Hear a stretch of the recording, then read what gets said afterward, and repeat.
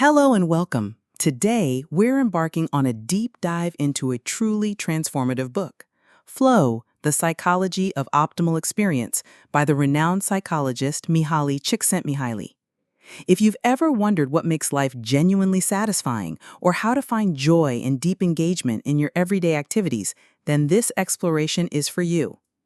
Csikszentmihalyi's Flow isn't your typical self-help guide offering quick fixes. Instead, it's a profound look at the principles behind what he calls optimal experience, those moments when we feel completely absorbed, intensely alive, and deeply joyful. This isn't just theory, it's based on decades of research across diverse cultures, highlighting the universal nature of this state he famously termed flow. The book challenges us to rethink happiness. Instead of chasing external rewards like wealth or status, Csikszentmihalyi argues that true, lasting satisfaction is an internal achievement, stemming from our ability to control and order our own consciousness. Flow is that state of complete absorption in an activity, where the activity itself is the reward. In this video, we'll journey chapter by chapter through Csikszentmihalyi's framework, aiming to make his powerful insights accessible so you can apply them to your own life. We'll look at how consciousness works, the difference between pleasure and enjoyment, the conditions for flow, and how to cultivate it in all aspects of life, from physical activities to work and relationships, ultimately learning how to build a life filled with meaning. So, let's get started. We begin with the foreword, or the introduction to the book's aims. Csikszentmihalyi makes it clear from the outset that flow is written for everyone. His goal is to share decades of research on the positive sides of human experience, joy, creativity, and that complete immersion in life he calls the flow state. He's very upfront. This isn't a book of easy tricks for happiness. He states, and this is crucial, that a joyful good life is a personal creation which cannot be copied from a formula. So instead of recipes, Flow offers us universal principles, illustrated with real-life examples of how people have transformed mundane or meaningless lives into ones filled with enjoyment and purpose. To make it accessible, Csikszentmihalyi avoids dense academic jargon and excessive footnotes in the main text. But for those who want to dig deeper, there are comprehensive notes at the end of the book, providing the scholarly backbone to his ideas. The foreword itself outlines the journey the book will take us on.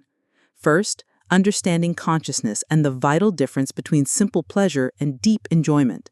Then, identifying the specific conditions that allow flow to happen. Next, exploring how flow can be found in physical and mental activities, in our work and in our relationships. The book even touches on how to find growth in adversity. And finally, it culminates in how to create an overarching sense of meaning in our lives. Csikszentmihalyi also acknowledges the many people who helped bring this work to life, from his wife and family to mentors, colleagues, students, and funding organizations like the Spencer Foundation. The key takeaway here is the author's belief in our power to understand and improve our own lives.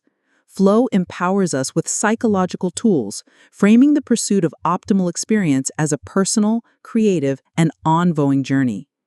Now, let's move into Chapter 1 of the book itself, titled Happiness Reconsidered. Note, the previous section covered the book's foreword. The YouTube script will now follow the book's chapter numbering. Csikszentmihalyi starts by reminding us that Aristotle's ancient conclusion, more than anything else, happiness is what people seek. Yet, despite all our modern advancements, many of us feel our lives are wasted, filled with anxiety and boredom. This is the modern paradox. Why aren't we happier with all our resources? The book argues that happiness isn't something that just happens. It's not about luck, money, or power. It doesn't depend on external conditions, but rather on how we interpret those conditions.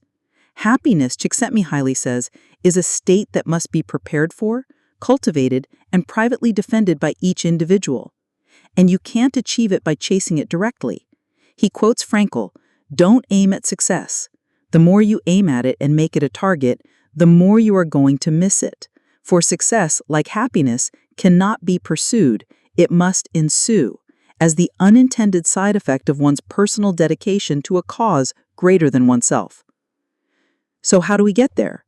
The path lies in gaining control over the contents of our consciousness. This is where optimal experience, or flow, comes in. These are the moments when we feel in control of our actions, masters of our own fate. Think of a sailor navigating a storm, an artist lost in creation, or a parent seeing their child's first smile. These optimal experiences aren't just passive, relaxing times. Often the best moments occur when our body or mind is stretched to its limits in a voluntary effort to accomplish something difficult and worthwhile. So optimal experience is something we make happen. It might be painful at the time, like an athlete pushing their limits, but it brings a sense of mastery and participation in determining the content of life, which is the closest thing to happiness. Csikszentmihalyi developed his theory of flow from interviews with experts, artists, athletes, musicians, surgeons, people deeply absorbed in what they loved.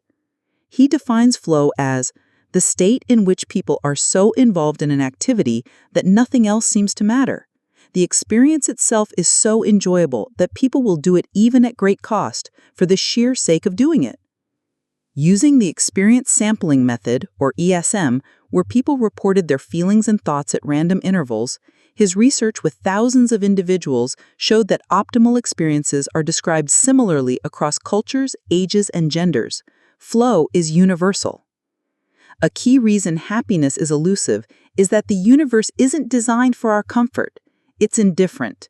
This can lead to ontological anxiety or meaninglessness, especially as traditional cultural shields like religion or strong customs weaken.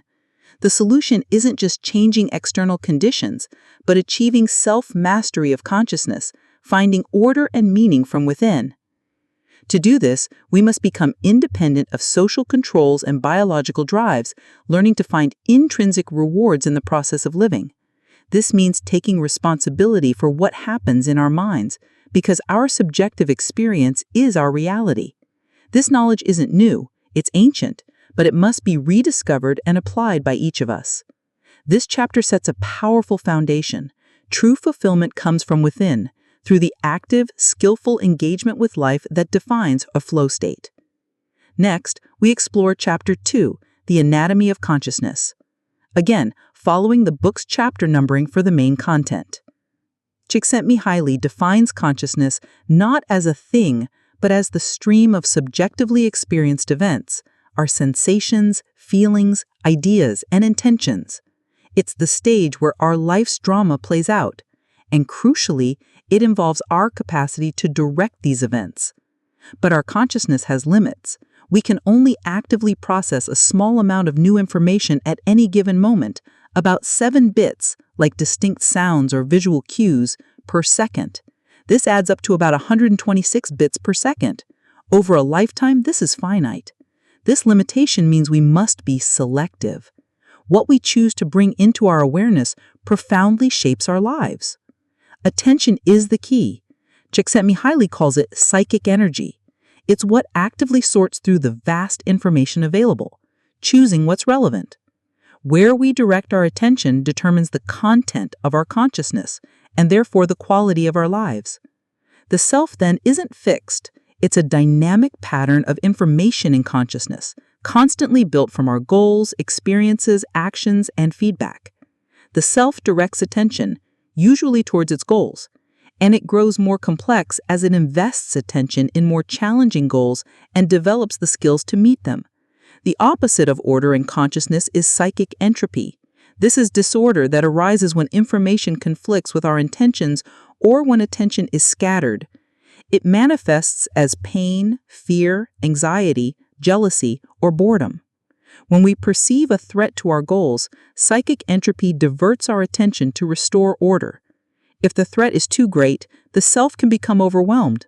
Flow is the opposite, a state of complete absorption in an activity where the activity itself is the reward. In flow, attention is invested effortlessly. There's no internal conflict. Actions and awareness merge, and time can feel distorted. Positive feedback reinforces the self, building confidence. Csikszentmihalyi gives examples of Rico, an assembly line worker who turns his job into a record-breaking challenge, or Pam, a lawyer absorbed in complex cases. Through flow, the self becomes more complex. This involves 2 processes. Differentiation. moving towards uniqueness and individuality as we master skills. And integration, connecting with others, ideas, or systems beyond ourselves, feeling part of something larger. A complex self harmonizes both. Flow fosters this by making us feel uniquely skilled, differentiation, while often connecting us to something larger, integration. The insight here is that attention is our most precious, finite resource. In an information-saturated world, directing it consciously is paramount. The self is not static, but is co-created by where we invest this energy. And psychic entropy is the default state of an unmanaged mind. Flow is its active, intentional opposite. Let's delve into Chapter 3, Enjoyment and the Quality of Life, following book's chapter numbering. Csikszentmihalyi outlines two main strategies for improving our lives: